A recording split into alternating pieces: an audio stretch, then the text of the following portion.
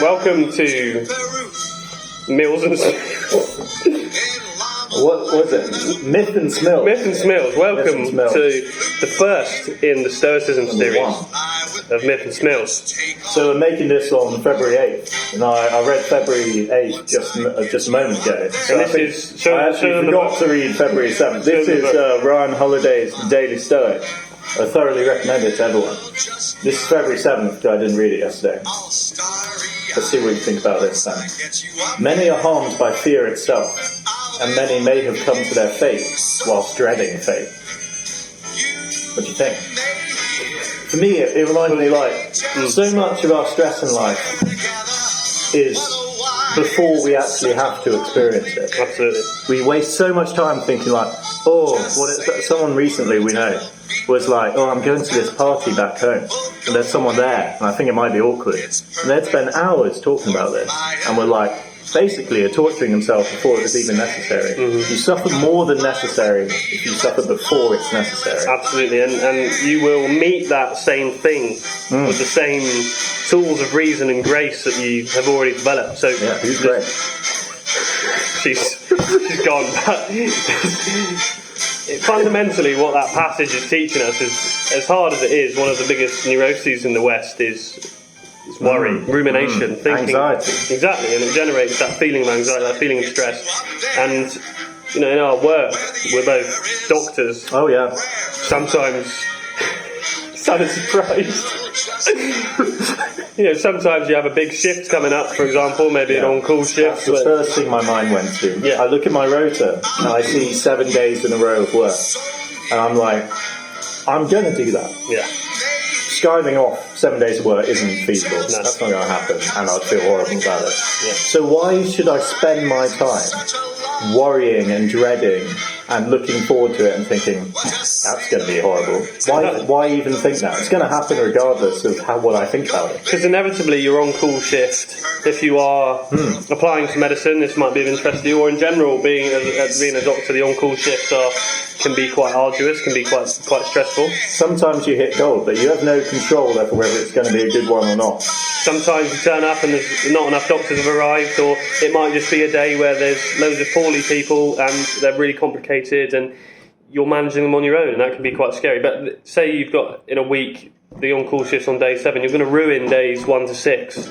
Yeah. By worrying about it. I mean, we can apply this for people that aren't doctors, really, can't we? Because not everyone might be a doctor. Yeah, you look at a family get together and maybe there's a relative you don't get on with. It might be bad, it might not, but you're going anyway. Why not take steps to, what do we do about this? So you can take steps to be like, what if this actually goes really well? Yeah. But also you have to guard yourself and think, it might not go well, but I'm going to be fine. I'll make it through. Exactly, because what ifs are almost always, just as a slight tangent, and we go on a lot of tangents, but this is related. What ifs are almost exclusively negative, aren't they? Oh, yeah. And you have to be in control of the narrative, i.e. imagine your life is a film and you're doing the director's commentary. Inevitably, the what ifs about our life are always negative. So if you flip that around and actually try and force yourself to do a positive what if, so with the family pie example, think, as Alex said, what if this goes really well? What if I get along with my sister really, really well? What if I have a fantastic time? All of a sudden, you're feeling a lot more positive about it. And I'd say the what ifs, the ones which scare you and cause you anxiety, they're such a paralysing sensation that sometimes if there's an opportunity you want to take or a trip you want to go on and you have some social anxiety about a party or an event, the what ifs paralyse you to the extent that you don't go or you don't take the opportunity. Yeah. And you need to think, what if this went really well? And that will encourage you. You'll go there, and it's a self-fulfilling prophecy. If you go to a group expecting to have a good time, you inevitably have a better time because you're there believing that the opportunity is there and having a sense of positivity going into it. I heard a really good quote which I found has worked excellently in my own life. It's really difficult to just not think something. Someone ever says to you, and what you boil down from their advice is essentially, don't think that thing you're feeling. That's really difficult. But it's easy to replace thoughts with a different thought. So if you think I'll go there, it'll be horrible, and say Ben was like, It won't be. Like, don't think that. It's actually easier to think of the things that go great in that situation. So I suppose what you're saying is, don't repress. Yeah. Replace. Yes. Oh, that's so catchy. That's good. That is Don't catchy. repress, replace. Don't repress it, guys. Yeah. Don't repress anything. Because if you try and shut it, the thought's always going to be there. And Marcus Aurelius said, if you're not conversant with Stoicism, is one of the G-men, one of the original bosses. He was a Roman emperor and one of the only good ones who wasn't an absolute arsehole. And a real sense of duty. That might cause some flame in the comments. Oh, yeah. Oh no, I've angered the Roman history population. Oh no. Then saw it. I'd say pretty much everything you're going to face in life, there are multiple ways you can see it and you can take it. And you just have to remember that the way you're viewing it is a choice. You always have the option to view the upsides to you of it.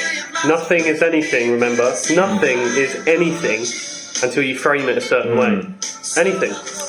It is, I believe another Stoic quote is, it's not the thing itself which causes us harm, it's our judgment of it. Say you fail an interview, you can think like, that's horrible. I'm just going to think about the opportunity I've missed, the job I won't have. But then you can think like, right, well, what have I gained from this? I've gained knowledge about why it didn't go well, which I can apply to make other things go well. Maybe that time I was expecting to have a job, I now have free to pursue other projects, to see my friends, to reassess, reanalyze, and re-engage, and replace. Came full circle. Boom. So every day what we're going to do is we're going to continue our Stoicism series, and we're going to reflect on the passage. We're going to go on big tangents inevitably. And what I like to do is always remember the primacy and recency effect. You'll remember the first thing we say in this video and the last thing we say in this video. So I want to finish that's good. with the same quote. Tie this all together. Many are harmed by fear itself, and many have come to their fate while dreading fate. Don't spend your life worried you might get hit by a bus tomorrow. Enjoy it. Okay? Try and put it into practice. I got quite serious for a minute there. But I think it's unrealistic to expect you to enjoy getting hit by a bus. Okay, that's it. I take back that sentence. It made it sound like get hit by a bus. Enjoy it. The future will happen anyway, regardless of what you do, whether you want it to happen or not. Shit will go down. How do we greet it? How do we respond to it? Everything in life, something the great Viktor Frankl said. Yeah. Between stimulus, the event, and Response. the outcome. Response. The response? We both read the stimulus same and book. response. Two brains together. We'll get There's a gap. Yeah. And that gap is where you get to decide how you act based on that stimulus. Let's finish it there. Join us again tomorrow for the 9th of February. Myth and Smills. Out.